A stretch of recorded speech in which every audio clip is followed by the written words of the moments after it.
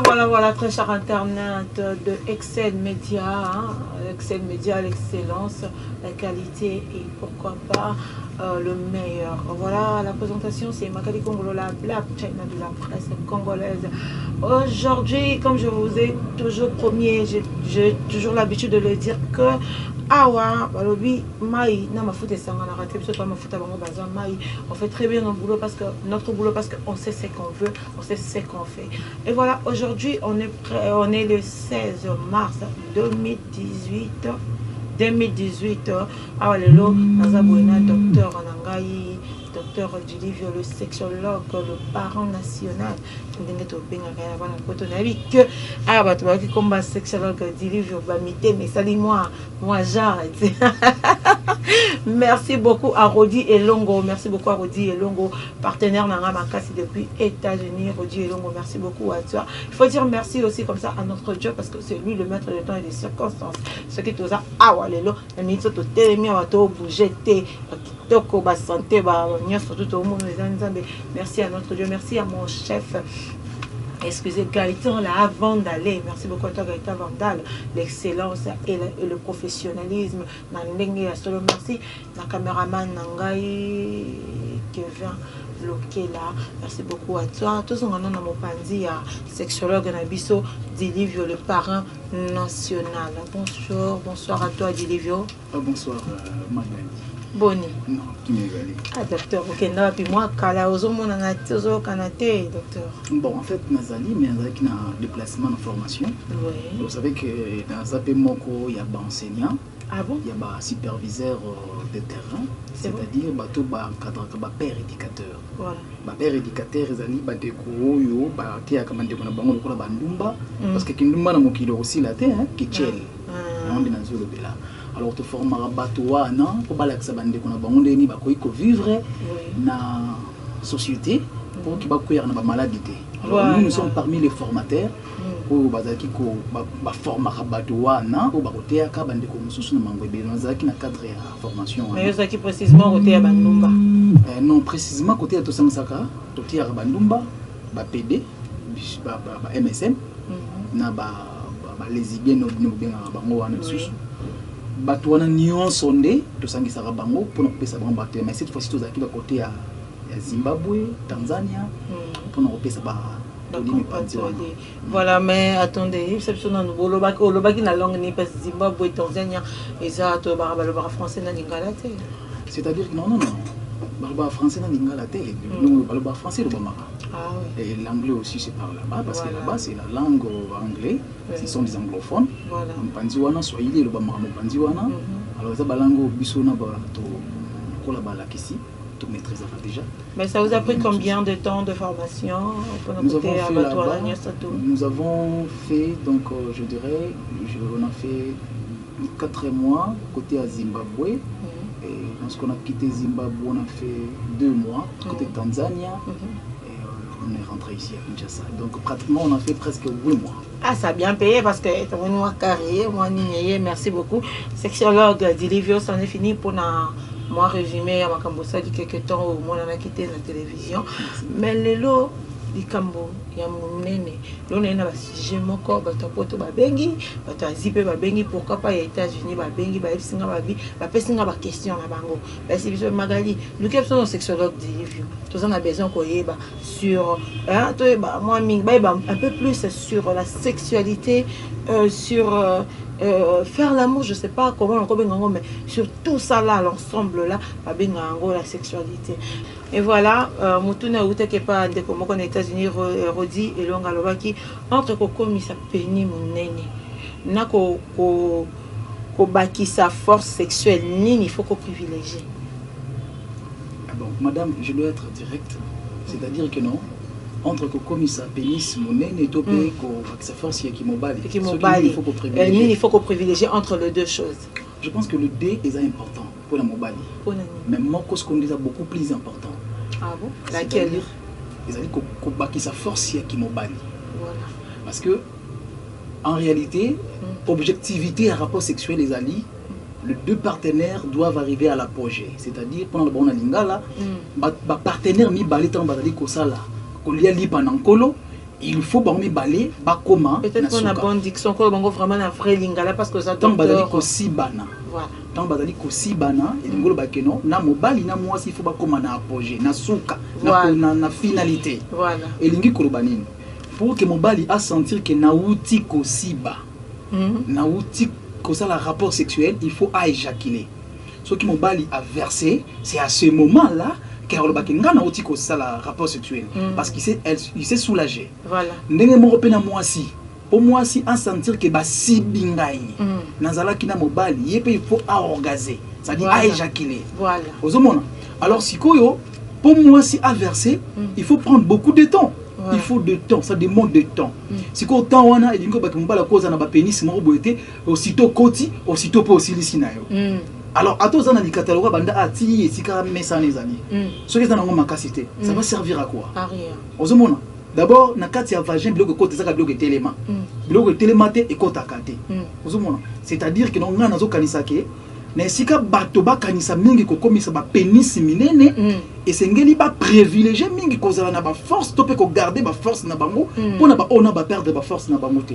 Il faut ba garder ba force na bango ya kimobali. Mais ce que nazongi moi si manamo eloko mo utu ko ba tout à l'heure au lobby que Coco misa moisi na projet donc à verser il faut les attendre mais éviter que non peut-être les gens basi mususu et c'est ngaka nango te okene moulaye azana ba point faible na ye docteur oui, directement du coup aussi mais du coup à verser non est-ce que ça kaka nécessaire il faut comme moulaye il faut pas autant moulaye pour na koluka ba place na moi pas si mingi madame vous êtes une femme mais moi je parle étant comme sexologue c'est-à-dire nazo ba kola munganga o ya yebi malamu makam nazali koloba basi ba éjaculer loka mbali to simbera mto mabela versete ne confondons pas le glaire cervical oyo tango to simbara basi ozolia moi mbanga obsi lekisi maboko kota clitoris moi malembe moi nini abmouiller moi caleçon to pe moi maibimi na vagin to pe na libolo nde balisu balinga ko kango malamu alors que et on ezali converser converser ezali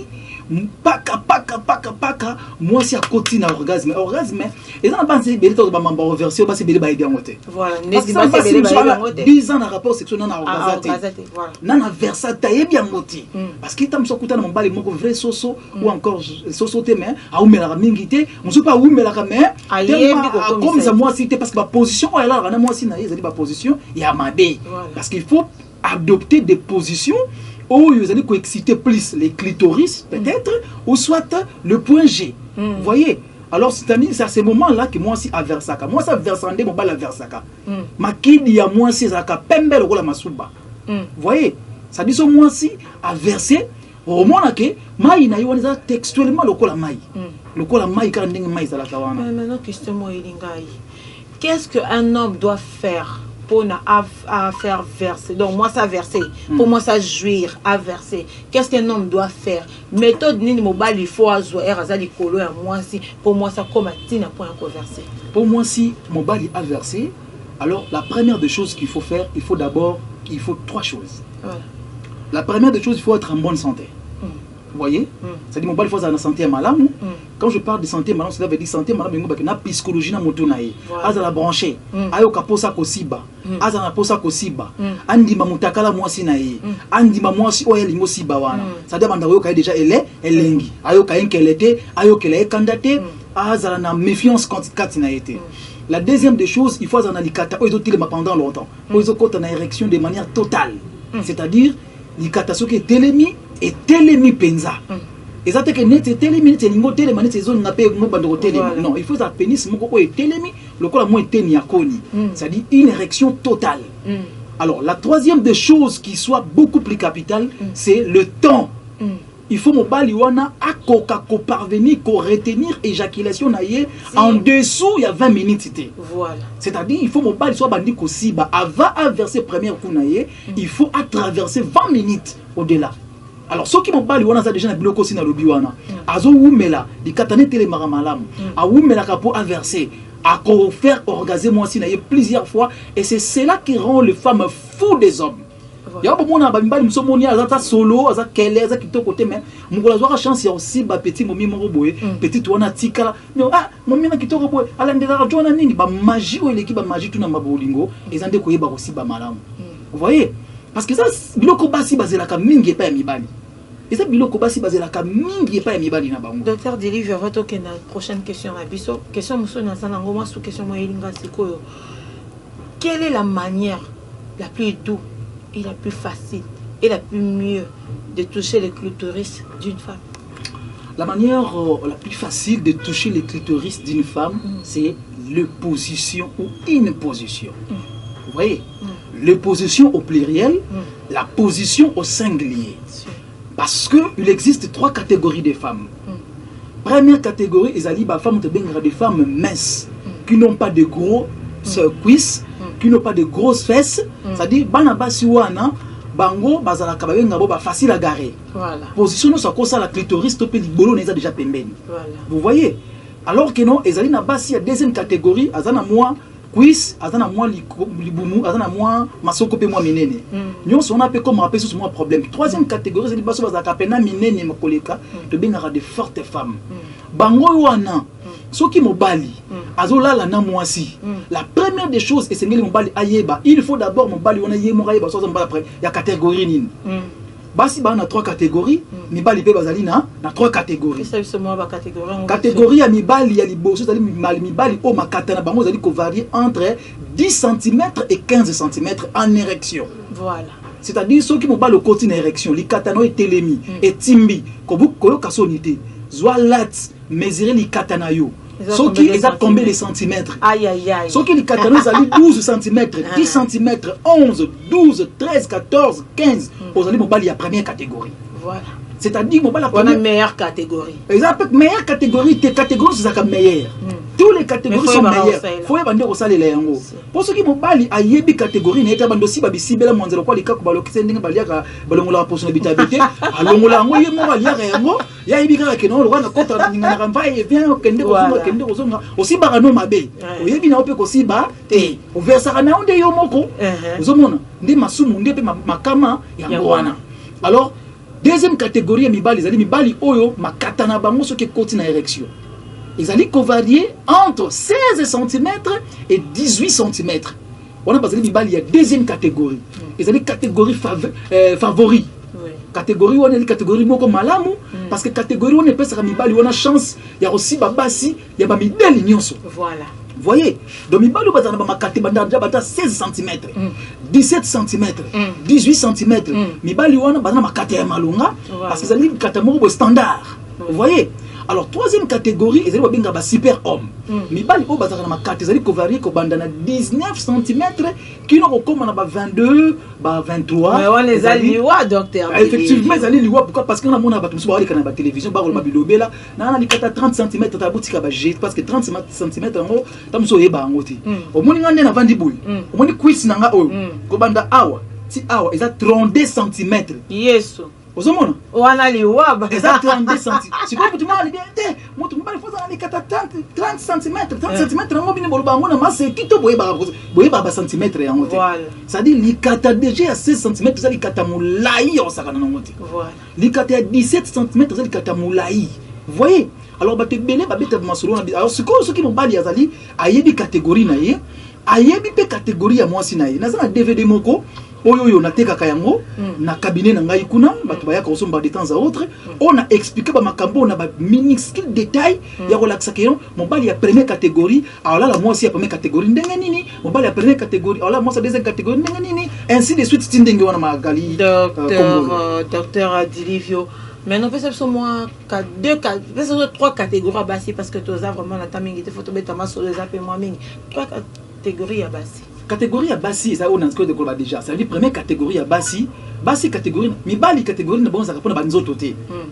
Catégorie à mibali, mobali ça cause ane ngambe géant 2 mètres. Matala comment li katamoke boy. Catégorie à mibali, ezali par rapport ya bataille ya ba pénis na bango. Nde ba catégorie à mibali. Et lingo batem mbali ngambe mbinga wana catégorie te. Catégorie mibali ezali par rapport ya ba pénis.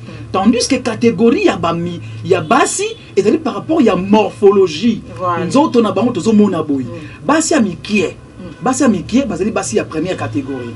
o azana masoko minene te azape bakwisa minene te ana libuma munene te wana basi ya première catégorie basi ya deuxième catégorie ezali basi azali na mwa masoko azali na mwa cuisse mwa boye ezomona na pena boye wana basi ya deuxième catégorie basi ya troisième catégorie ezali basi ya minene o babengaka des femmes éléphants topé wa minene topé moi munene musoko na lepena libumu te moni tala fesse pena donc ya ba dégâts bangambo mamba wana basi ya troisième catégorie on dit kambo place les kambo wana ndezali wana donc les loso qui na koti na ba détail wana susu makasi et ko même voilà peut-être na expliquer moi malam voilà merci beaucoup docteur Dilivio ce que question moko nazali ki nango isopo na yo ba docteur Dilivio est-ce que pratique ya kokomisa peni mulai eza la katote pratique wana po bato mosusu babakabi ngane nakendaki mpa mama moko boye apesaki ngai eloko moko boye komisa peni na ngai est-ce que bapratique wana existaka vraiment pour de vrai? En fait na conscientiser bato ebele o bazolanda biso peut-être une émission na yo ya mokolo mwa lelo que pratique wana nazalaki parmi le premier sexologue je souligne bien le premier sexologue ya koleka na télévision na CCTV chaîne ya Jean-Pierre Bemba pour na kolakisa na ba congolais nyonso que pratique wana exista kate que mutu akomisa likata na ye munene. J'ai été le premier sexologue on a prouvé biloko on a bandenge nyonso parce que si mayenga ko uta kotanga kelasi namba on a kotaki na terrain na tikala ikomo na place moto likata ya mutende okoma munene menzo kande médecine ngo na mokibal baka esika yo okoma te mokili sali nini esuki voilà vous comprenez. Après un temps, na kata ba recherche nangai, je suis allé faire une recherche na niveau ya Bakongo. Na kutani na papa mo kombole papa Nkienga. Papa Nkienga m'a parlé na mbuma moko ebotaka na zamba de manière périodique. Et ça quoi lilala nde ba malale botaka période mo botana période mo botate. Il m'a dit que et comme ça likata munene. Je doutais de lui. Et il m'a dit que non, ceux qui t'aiment béton, mais quand la tine passe là, on a beau que tu en as d'autres, pourquoi? Parce que n'a pas qu'une perte de moins par centimètre dans un endroit. Pour moi 17 cm. Non, pas de moi 40. Et aussi pas centimètre dans un pot. Tu as comme la pona mona déjà toi qui non bon ça makata lemba bon ya libela. Et tu as télé maraté tilelo, on t'a passé qui soit tout la mwisi ya zaza, akima na ende ba kisa ba lobaka yango et ça la ramo malamu mingi te. Alors on a boyaka na ko ça risque wana. On a appelé un petit du village, moi étant sexologue, je devais mettre mes pratiques en exercice. Je lui ai payé de l'argent. J'ai appelé une deuxième personne, je lui ai payé de l'argent. Une troisième, alors on a eu même produit. Na pesi yango pa batomi satuana basale la yango ngana lati na ngana zo mesurer yango na repos et puis na nini. Je vous dis Magali pour ne pas prendre plus de temps, excusez-moi pendant la lapsus wana. Je vis que le produit existe bel et bien. Voilà. Ngana la kana sonité ya bongo la motema. Parce que tout ça batu. Ngana lo baka yango parce que ngana mona kana nga yango te. Tango nga mona mona yango biki mona meso. Que makata lo mona oyo. Makata lo mona ba centimètre, on est comme ba centimètre mususu. Je tentais à ce que na mona ndenge ko konda. Si to beta lisolo oyo. Na ebisio ba musuba dana ba 6 ans likate kondake. Bon, si on a 3 ans, ça dit que on a depuis wana na nimela nde produit wana et puis on a ngoti na zana ngoko tuna kabi on a tika monenge nini voilà papa noko ebele bazana ba makata ya mikie bazana ko se comme milene ozomona alors on a récupéré qui c'est pas papa na sombi yango na komi pe ko yana yango so kaka ba fruit wana ba mbuma wana boti na sali stock na tie yango pa na ngai pe yango ndezo sala ba mibali lelo ya ba poto ya bazi makate fongwa ma donc niveau ya rosakana na ngote munene na mulai donc pour nanga pratique wana existaka pratique wana pour ngai existaka oui voilà ce que message passé déjà moi message déjà na ba ndeko ba na poto parce que tu as vu que il y a beaucoup. Quand je te dis il y a beaucoup de gars qui souffrent de ça. En tout cas, les gens vont peigner minene parce que il y a aussi des gens qui doutent pratiquement. C'est faux. Ils ont raté. Docteur Dilivio Azan a produit. Donc, Moutazan a besoin maintenant que non systématique et il n'y a pas de problème. Docteur Dilivio Azan. Moutou oyo azali na posa, il y a pénis na ye. Likata na ye et comme monene. je vous parle le col à Munganga, le col à docteur de pratique on a allé coexister. Même dans l'Anzela, oui, effectivement, il y a des moko, il y a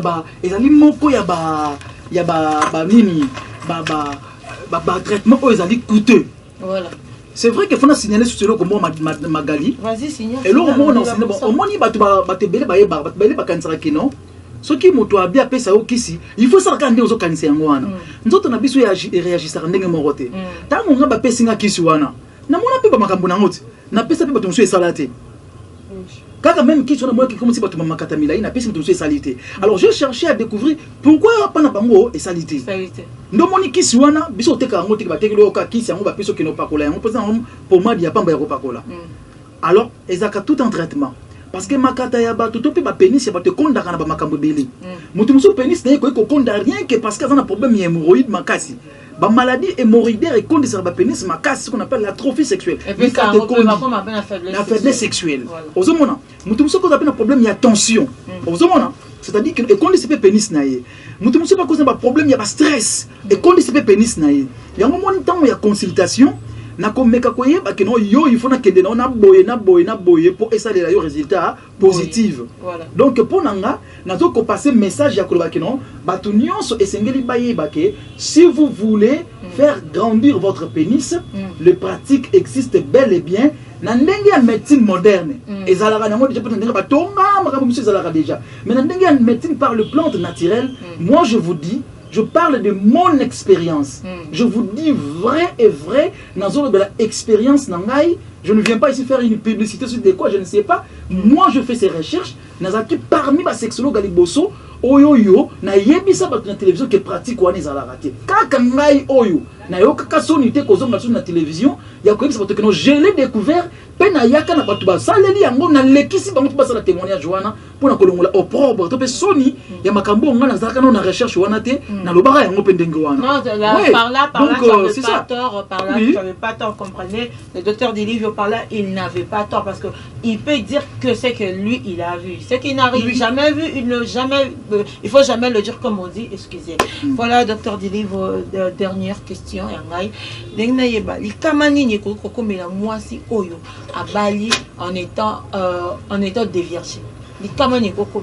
Bon, le kama oyo et koko mais la moisi oyo à Bali, azali déjà en état déviergé, ezali oyo. Les Cambodgiens ont reçu un ibali nyonso ya mokili mobimba bayo kanga malamu. Bazo yo kayo déjà.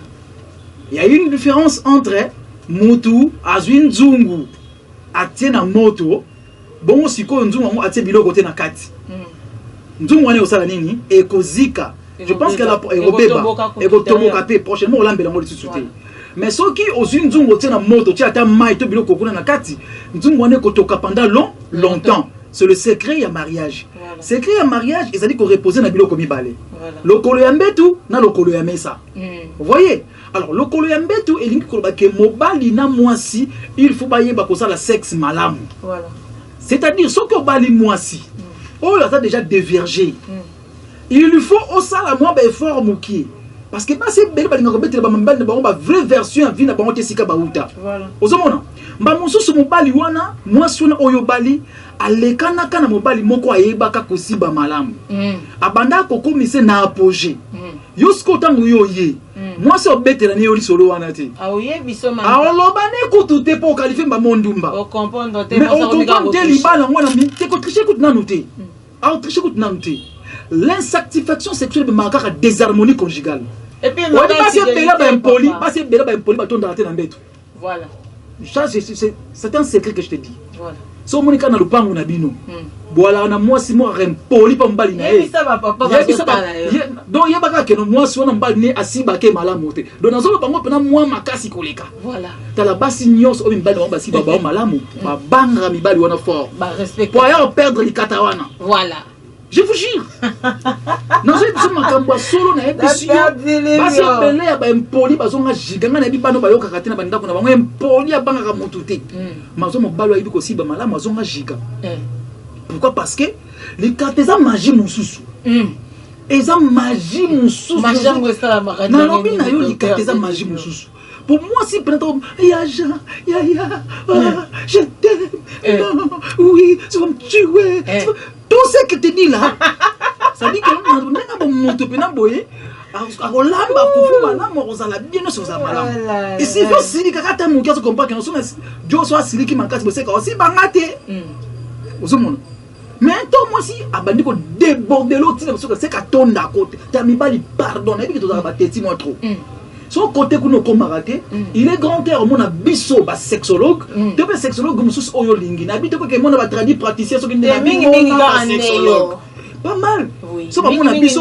Problème ça tu vas contacter sur ba numéro abisso déjà to ko peut-être na basuka. Alors que yeba yango malamu ke non, atozan likata mokieboy. Yeba yango ke non so ki ka ko telema kitoko oye kolina ba position. Na tindelo te ba DVD on est comme le payo za kawana. Obandi ko si ba malamu. So ça na problème ya ba hernie, ba hémorroïde, so ki ba tension, ba diabète. Bah maladie nyonso on est compliqué, on est compliqué mais ba si ba malamu te. Moi je vous dis que non, bah qui si on nyonso zali na yango déjà ngai lokola munganga de formation. En tout cas tellement solo te parce que le minganga to comme biso se bato minganga. Biso to minganga docteur. Maman mi bali ngai na mona la mto tanga classe. Azotanga classe azana soki na nini ba benga des ingénieurs. Qui docteur on comme nango na mokili mobimba. To le belango susu ndenge nini. Mutasi sinon classe avocat wa comme il est maître.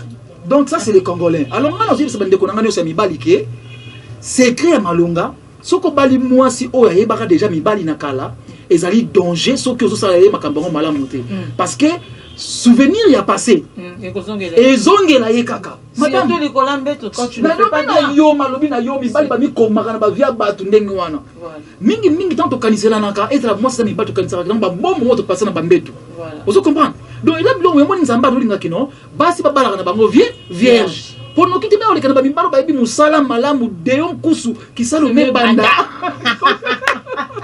Et comprenez qu'on était avec le docteur Dilivio, il a dit à Bombelo côté à Ebisibino, c'est un problème, l'éjaculation précoce. C'est un problème, il y a pénis nous avons poussé. C'est un problème, moi c'est double XXL. Aux XX nous avons vendu les 4 gaillards. Il n'y a rien de plus simple. Appelez le numéro du docteur Dilivio. Ceux qui posent un problème, attention, hypertension, appelez le docteur Dilivio. Mais mingi abi aza sexologue. Pour ces arts à aider bateau bazoko kamu salate. Et puis alors il sous ba maman soko moni maman za impoli se kazoko azotonda papa te papa so moni mo sa avec impoli ko beta été ko benganete appelle le docteur Dilivio, il va t'aider. Et voilà, c'est déjà la fin de notre émission. Vous avez entendu le docteur Dilivio. Maintenant on va se retourner du côté du docteur Dilivio pour te tourner à puis c'est son mot de la fin, moi quelques conseils à vite fait, numéro de téléphone et puis Nino bongi si sous na mikolo eza koya pona ba papa ba découverte Nino ça dit déjà liso. En tout cas, merci d'abord madame Magali Kongolo déjà pour l'opportunité oyo. Mon émission to yaka mingi mo mingi na TV pézamingité. Alors na tant opportunité pesami netiboye on le fait. Nazo ba boye. Ba de konyon so ba papa ba maman o baza déjà na ba troubles sexuels. Moi je suis un docteur mais ma spécialité c'est que je suis un sexologue. Mais à Katouana, vous devez savoir que nous avons une école aussi. Parce que ça, mais problème la maladie sur le plan psychique, c'est-à-dire sur le plan mental, ou encore sur le plan psychosomatique. C'est-à-dire que nous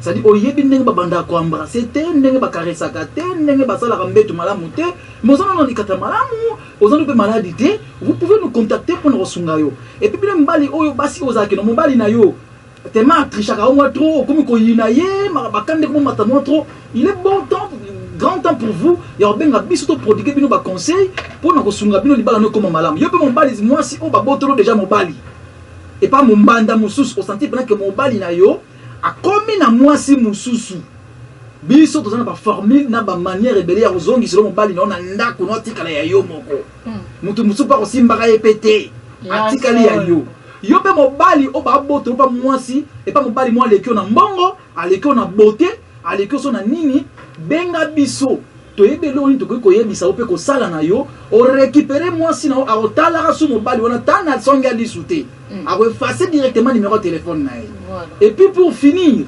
bandeko nyonso o bozali ko se retrouver na problème ya ba maladie songolo pakala. Cabinet na biso ezali prêt pour na ko bikisa ba maladie nyonso o bino bozo souffrir na yango. Je ne suis pas le seul na cabinet wana. C'est vrai que moi ma spécialité je suis un sexologue, mais nazali pe na baninga mususu oyo basala ka ba maladie songolo pakala. Nous avons un cabinet sérieux o ezali na croisement des avenues Makanza et Elengesa, immeuble Jimbo, 3e niveau, appartement 122 na commune ya Kalamu, référence ya Benzali, rond-point Victoire ya Matonge. Mais numéro nanga ya contact, ya WhatsApp et Kangamakate, tozali tous les jours, chaque minute connecté, ezali na plus 243 89 76 76 293. Alors on ezali numéro na biso oyo plus 243 89 76 76 293. On est allé numéro nangai, il y a le docteur Dilivio Sita. On est allé numéro nangai ya WhatsApp pour que benga biso ko zwa biso pe to ko solo na yo ndenge sengeli to ko ki kotinda lo pe kisi bipai o za ndenge to sala ka ngo déjà na bande ko nyonso bazali bipai na bipai to tinda ka kisi utaka Kinshasa et que libanda ce n'est pas un problème pour nous. Alors faites-nous confiance, nous pouvons encore vous aider et puis prochainement na kota c'est bon so bablo comme so to te ka ba livre to sala ka ba komara ba livre d'amour. Et puis, tu as des leçons d'amour, comment embrasser, comment faire l'amour. Bloquer le cabinet, plus tard, dans Love Intelligent. Voilà, c'en est fini avec le docteur Dilivio, notre sexologue. Hein, notre sexologue, voilà, ça a pour nous couper, ça a un conseil sur la sexologie. Après, ça a un conseil comment bien faire les choses. Des niveaux, les cabines en Kati, il y a à la consultation, les équipes vont Magali Congolab, la chaîne de la presse congolaise, Magastar. Merci beaucoup à celui qui était derrière cette caméra, Kevin Lokela. D'ailleurs, quand on arrive à m'envoyer Kevin, merci beaucoup à mon chef Gaëtan Lavandalé. Merci beaucoup à toi Gaëtan Lavandalé. Merci beaucoup à Zizi, Zizi carrière, Nangai Moko, assistant, moi mingi carrière, Nanga Tambola Ranaye, moi mingi. Merci beaucoup à Abigail, na place est bien ça qui vit sur espace, ça va dire boutique d'habillement. Yanis, il y a Maman Rose Ngadoula. Merci beaucoup à toi Rose Ngadoula. Merci comme ça à la fin de merci beaucoup de je vous demande juste de vous abonner massivement. Abonnez-vous s'il vous plaît. Abonnez-vous dans site Oyo, hein, média, Excel Média, pardon, l'excellence. Abonnez-vous. Quant à moi, Magali Congolo, je vous laisse dans le programme Navision et je vous retrouve très prochainement pour un autre numéro. Bye bye et à la prochaine.